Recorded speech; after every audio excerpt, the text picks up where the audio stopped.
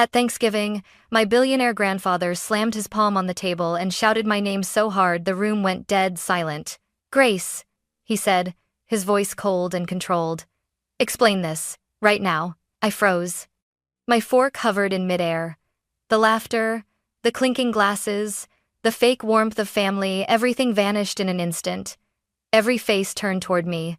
My parents, my aunt, my cousins, all waiting for me to confess to something I didn't even understand. I have no idea about it," I said, my voice barely louder than a breath. For a moment, no one moved. Then I saw it. My grandfather's expression didn't soften. It hardened. Not with anger, but with disappointment.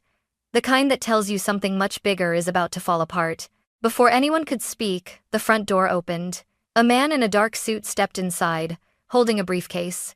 "I'm the family lawyer," he said calmly, "and this conversation can't wait." That was when I knew Thanksgiving was about to destroy everything I thought I knew about my family. The silence felt heavier than my grandfather's shout. No one rushed to defend me. No one laughed it off as a misunderstanding. No one said, "Dad, you must be confused." They just sat there. My mother's hand tightened around her wine glass. My father stared at the tablecloth as if the pattern suddenly required his full attention. Across from me, my aunt pressed her lips together. Her jaw locked so tight I could see the muscle twitch. That was when it hit me. They weren't shocked. They were scared. "Grandpa," I said carefully, forcing my voice to stay steady, "I really don't know what you're talking about. I've never owned anything expensive in my life." He didn't answer right away. He studied me the way he always had, quietly, intensely, like he was reading between every word I spoke. "Grace," he finally said, slower now, 3 years ago, I bought a property. I put it in your name. Not as a gift you could waste, but as protection. Something no one could ever take from you." My chest tightened. "That's impossible," I said. "I was living with roommates back then. I couldn't even afford my car repairs." "I know," he replied. That single sentence sent a chill through me. If he knew how broke I was, then how could this be true? I turned to my parents. "Mom? Dad? Please tell me what he's talking about." My mother smiled, but it didn't reach her eyes. "Sweetheart," she said softly, "this really isn't the right time. You're already overwhelmed." Overwhelmed.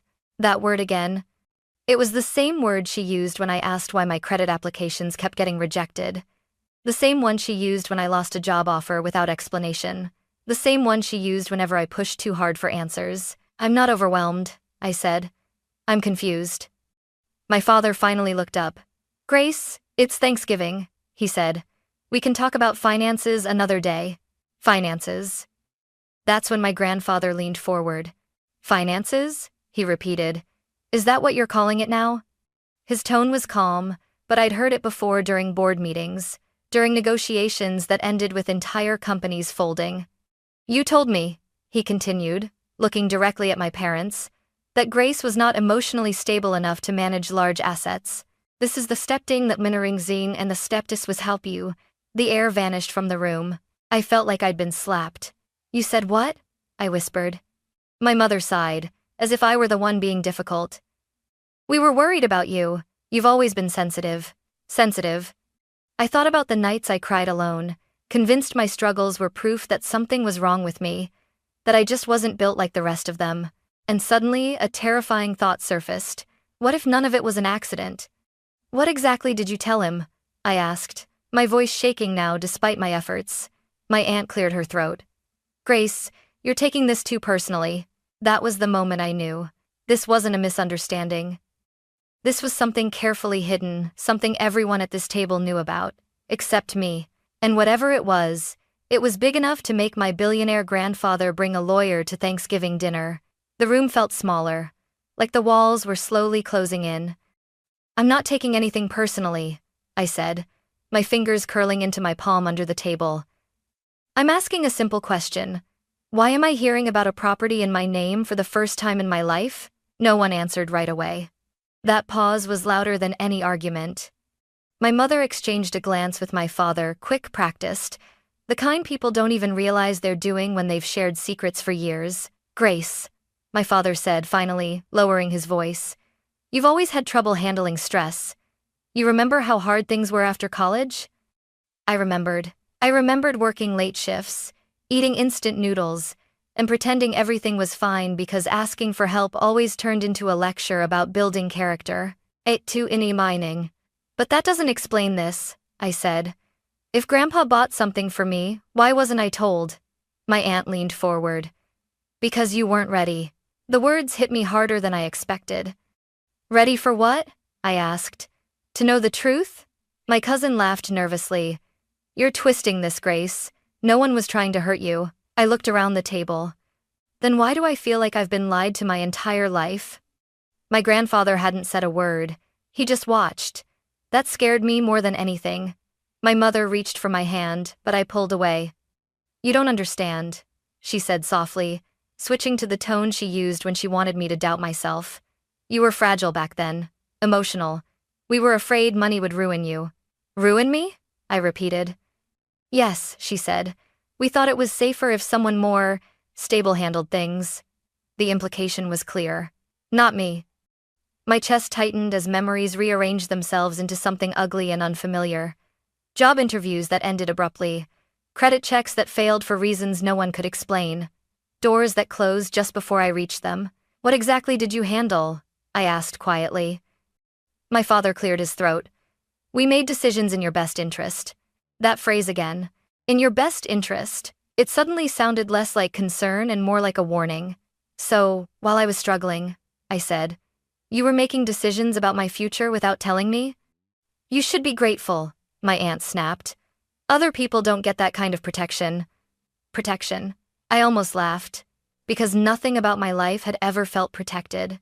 My grandfather finally spoke. Grace, he said gently. Did you ever receive my letters? My heart skipped. Letters? I wrote to you every month, he said. I asked how the house was treating you. If you needed anything. The room went cold. I never got a single one, I said. My mother's face drained of color. My grandfather turned slowly toward my parents. Then someone, he said calmly, has been lying to both of us. No one argued. No one denied it. And in that moment, I understood something terrifying. This wasn't about one property. This was about years of control, quiet manipulation, and a version of my life that had been carefully edited without my consent.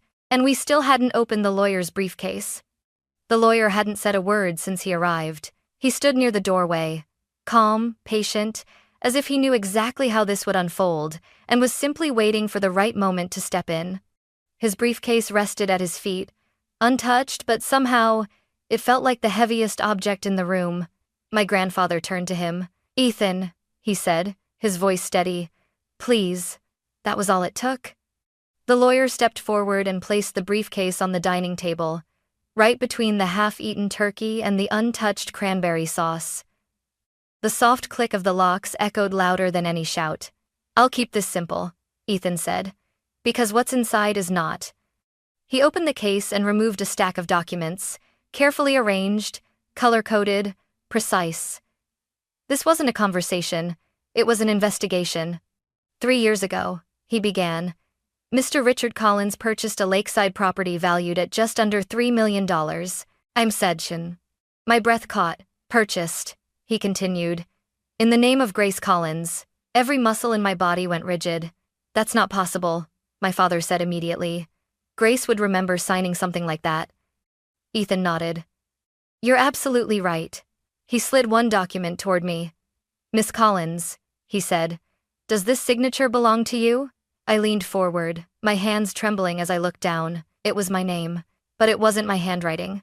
No, I said quietly. I've never signed this. My mother laughed softly, the sound thin and forced. This is ridiculous. Grace forgets things all the time. I looked at her. Really looked at her. You taught me how to sign my name, I said. You know that isn't mine. The table went silent again. Ethan continued as if no one had spoken. 6 months ago, ownership of that property was transferred to another family member for the amount of $1. $1. My aunt's chair scraped loudly as she shifted.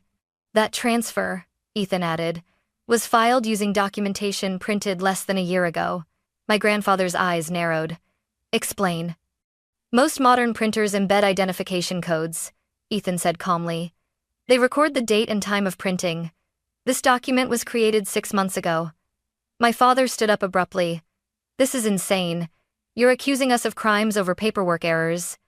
Sit down, my grandfather said, his voice dangerously quiet. My father sat. Ethan turned another page. In addition, he said, funds intended to support Grace's early loan payments were redirected. I felt dizzy. Redirected? Where? To a private account, Ethan replied, under a family member's name. I knows of it too. And thatnid. My mother's hand flew to her mouth. That's not what it looks like, she said quickly. We were managing things temporarily. Temporarily? I asked. For 3 years? My voice cracked.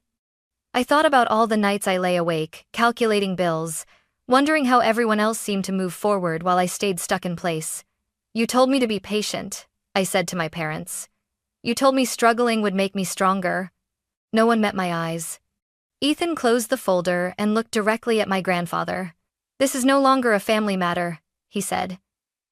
It's a legal one. My grandfather nodded slowly, and in that moment I realized something I should have understood years ago. My family hadn't underestimated me. They had deliberately kept me powerless, and now, for the first time, the truth was no longer something they could talk their way around. It was written in ink, and we were only at the beginning. For a long moment, no one spoke. The documents lay there on the table like silent witnesses, heavy with truths no one wanted to touch.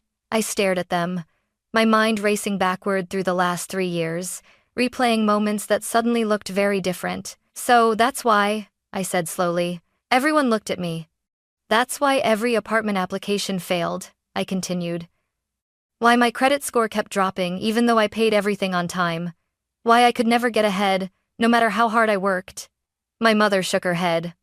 Grace, you're jumping to conclusions, am I? I turned to Ethan. Were there any other irregularities? He hesitated for just a second, long enough to tell me the answer wouldn't be easy. Yes, he said. There were communications sent to multiple financial institutions and employers. My heart pounded. Communications? From who? From this household, he replied calmly. Emails expressing concern about your emotional stability and long-term reliability. The room erupted. That's a lie, my father shouted. We would never sabotage our own daughter. I laughed, a sharp, hollow sound that surprised even me. You already did, I said. You just called it protection. My aunt stood up. This has gone too far. Grace has always been dramatic. Everyone knows that. I turned toward her. Did you know I cried in my car after every rejection letter? That I thought something was fundamentally wrong with me? She didn't answer, because the answer didn't matter. What mattered was that no one had stopped it. My grandfather closed his eyes, his face drawn tight with something that looked like regret. You told me, he said quietly, that Grace was unstable, that she needed supervision. My mother's voice broke. We were afraid. Afraid of what? I asked. She looked at me, then really looked at me, and for the first time, her expression wasn't controlling or dismissive. It was calculating. That if you became independent, she said carefully, you wouldn't need us anymore. The words landed like a final piece snapping into place. It wasn't about my safety. It was about leverage. So you kept me small, I said. You made sure I stayed dependent. My father slammed his hand on the table. We're still your parents. Yes, I replied. And parents are supposed to protect their children, not trap them. Ethan spoke again, his tone even professional. There's one more thing, he said. The property in question was not vacant. My stomach dropped. Who's living there? Ethan glanced at my aunt. A relative by marriage, he said. They've been residing there under the belief that the property was lawfully transferred. The room spun. So, not only was something stolen from me, I said, my voice trembling now, it was being used. While I was barely getting by. My grandfather stood up slowly. This ends tonight, he said. The authority in his voice silenced everyone. I will not allow another minute of this deception. My parents began speaking at once, apologies, excuses, overlapping justifications, but he raised one hand. No, he said. You've spoken enough. I felt tears burn behind my eyes, not from weakness but from clarity. All those years I thought I was failing. I wasn't. I was being managed, controlled. And now, for the first time, the people who had written my story without my consent We're losing the pen. And I knew deep down that whatever came next would change every relationship at this table forever. My hands were shaking. Not because I was afraid anymore, but because something inside me had finally snapped into place. Wait, I said. My voice wasn't loud, but it cut through the chaos better than a shout. Everyone turned toward me. For most of my life, this was the part where I stayed quiet, where I let older voices decide what was best, where I swallowed my questions and told myself that peace was more important than truth. Not tonight. I need to say something, I continued. And for once, I need all of you to listen. My father opened his mouth. My grandfather raised a hand, stopping him. Go on, Grace, he said. I took a breath. I spent years believing I was weak, I said slowly. That I couldn't handle responsibility, that I was too emotional, too sensitive, too unstable. I looked directly at my mother. You made sure I believed that. She shook her head, tears spilling over. Grace, you're twisting. No, I said firmly. I'm remembering. The room went silent again. I remember asking why my job offers disappeared. I remember asking why my credit kept failing. I remember you telling me I just needed to try harder. I turned to my father, and I remember you saying that independence wasn't everything, that family should take care of me. My voice rose, not in anger but in disbelief. Do you know what that did to me? I asked. It taught me to doubt every instinct I had. My aunt stood abruptly. This is emotional manipulation, she snapped. You're trying to make us the villains. I laughed softly. No, I said. I'm just finally telling the story without your edits. Ethan stepped forward again, his voice calm but unyielding. There's something else the family should know, he said. My heart pounded. What is it? The redirected funds, he explained. They weren't occasional. They were systematic. Monthly. Automatic. My mother let out a sob. You used my name, I said slowly, to control money meant for my future. My father slammed his fist against the table. Enough! You're acting like criminals are sitting here. Ethan didn't flinch. Forgery, he said. Financial misrepresentation. Interference with employment opportunities. Each word landed like a verdict. These are not misunderstandings, he continued. They are documented actions. I felt something unexpected then. Relief. Because for the first time, I wasn't trying to convince anyone of my reality. The facts were doing it for me. My grandfather stood. I trusted you, he said quietly to my parents. I trusted you with her. They both looked at the floor. You told me Grace needed guidance, he continued. But what you really wanted was control. My mother fell to her knees beside her chair. We were afraid, she whispered. Afraid of losing our place in the family. I looked down at her. You didn't protect me, I said. You protected your power. The words felt final. Ethan closed his folder. At this point, he said, we have more than enough to proceed legally. The room erupted again, pleading, bargaining, frantic promises. But I didn't hear them. Because something else was happening. I was standing straight. My shoulders weren't hunched anymore. My voice didn't tremble. For the first time in my life, I wasn't asking for permission to exist. I turned to my grandfather. Whatever you decide, I said. I just want one thing. He looked at me gently. What's that, Grace? The truth, I said. Out in the open. No more silence. He nodded once. That ends tonight. And in that moment, I knew. No matter what happened next, they would never be able to make me small again.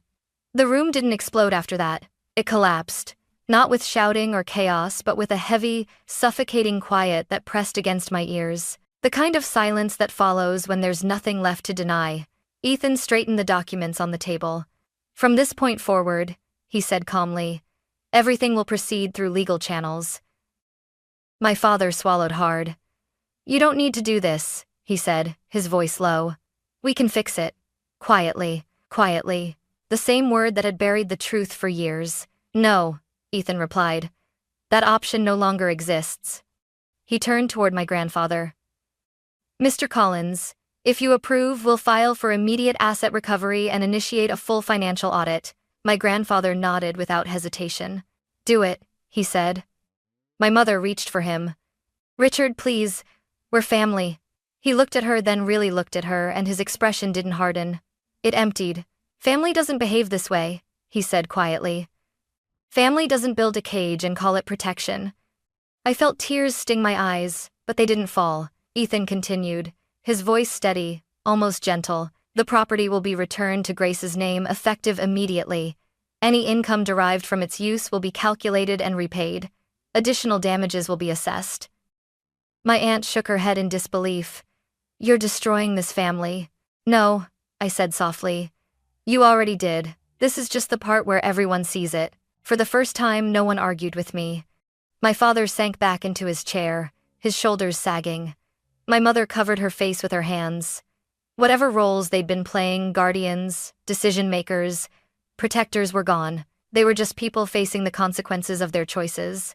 Ethan closed his briefcase. Investigators will follow up within 48 hours, he said. Until then, I strongly advise everyone to refrain from contacting Grace. He looked at me. You're safe now, he said quietly. Safe? The word felt unfamiliar but welcome. My grandfather came to stand beside me, placing a steady hand on my shoulder. I'm sorry, he said. Not just to me but to the version of me that had been struggling in silence for years. You won't have to fight alone anymore. I nodded, finally allowing myself to breathe. Around us, the Thanksgiving tables sat untouched cold food, spilled wine, broken traditions, but for the first time, I didn't feel like I was losing something. I felt like I was getting my life back. And I knew the next chapter wouldn't be about survival anymore. It would be about rebuilding on my terms. A year has passed since that Thanksgiving night. Sometimes it feels distant, like a story I once heard about someone else. Other times, it feels close enough that I can still hear my grandfather's voice echoing across the table, still feel the weight of that silence pressing down on my chest. I'm standing on the deck of the lakeside house now, the one that was meant to protect me, then used to trap me. The water stretches out in front of me, calm and unbothered, as if it never witnessed the lies built around it. The legal process was long, painfully long. There were interviews where I had to repeat things I'd spent years trying not to remember. Bank statements that showed how carefully my life had been managed without my consent. Emails that proved my instincts hadn't been paranoia, they'd been warnings. Some days, I left meetings feeling empowered. Other days, I sat in my car afterward, gripping the steering wheel, wondering how people who claimed to love me could have been so methodical in keeping me small. But I kept going. Because for the first time, no one was telling me to stop asking questions. The house was officially returned to me within months. Every document came with an explanation. Every decision required my approval. No one spoke for me anymore. That alone changed everything. The funds that had been taken were restored, along with compensation ordered through the settlement. I paid off my student loans in full. When I saw the balance reach zero, I didn't celebrate. I just sat there, staring at the screen, realizing how much fear had shaped my choices for so long. Fear of failing, fear of needing help, fear that maybe they were right about me. It took time to unlearn that. I didn't rush into a new life. I rebuilt it slowly. I worked with therapists and financial advisors not because I was unstable, but because healing deserves structure too. I started a consulting practice almost by accident. At first, I just shared my experience online, carefully, anonymously. People responded in ways I didn't expect. Messages from strangers who had been told they were irresponsible, emotional, incapable by partners, parents, siblings, people who had learned to doubt themselves the same way I had. So I made it official. Now I help people understand contracts, finances, boundaries. I teach them how to protect themselves not just legally, but emotionally. How to recognize when concern turns into control. The work fills my calendar faster than I ever imagined. More importantly, it fills something inside me that used to feel permanently empty. My grandfather visits often. We've rebuilt our relationship carefully, honestly. There are things we don't talk about yet, and that's okay. Trust doesn't come back all at once. One evening, as we watched the sun disappear behind the lake, he said something that finally let me forgive myself. You weren't weak, he said. You were isolated. There's a difference. I think about that often. Because for so long, I believed my struggle was a personal failure. Now I understand it was a system designed to keep me dependent, and I survived it. This house no longer feels like evidence in a case or a symbol of betrayal. It feels quiet, safe, mine. For the first time in my life, I'm not bracing for the next loss. I'm planning. And that might be the greatest freedom of all. Thanksgiving doesn't feel the same anymore. For most of my life, it was a performance. A table full of people pretending everything was fine, smiling through discomfort, avoiding the truths that threatened the image of family. I thought that was normal. I thought silence was respect. I was wrong. Silence can be a cage. That night taught me something I wish I'd learned sooner. Love doesn't require you to shrink, and protection never comes with secrecy or fear. When someone controls your access to money, information, or opportunities, that isn't care, it's power. What saved me wasn't anger or revenge. It was truth, documented and undeniable. It was the law stepping in where emotions failed. It was one person willing to say, "This ends here." I don't tell this story to punish anyone. I tell it because there are people listening who are being told they're too emotional, not ready, or incapable of managing their own lives. If that's you, please hear this. Being hurt doesn't make you weak. Needing clarity doesn't make you difficult. And asking for protection is not the same as giving up control. Today, my life is quiet in a way that feels honest. I choose who has access to me financially, emotionally, legally. I no longer confuse loyalty with silence. If you take anything from my story, let it be this. You are allowed to know the truth about your own life. You are allowed to ask questions. And when the truth comes out, healing can finally begin. That, to me, is what gratitude really looks like.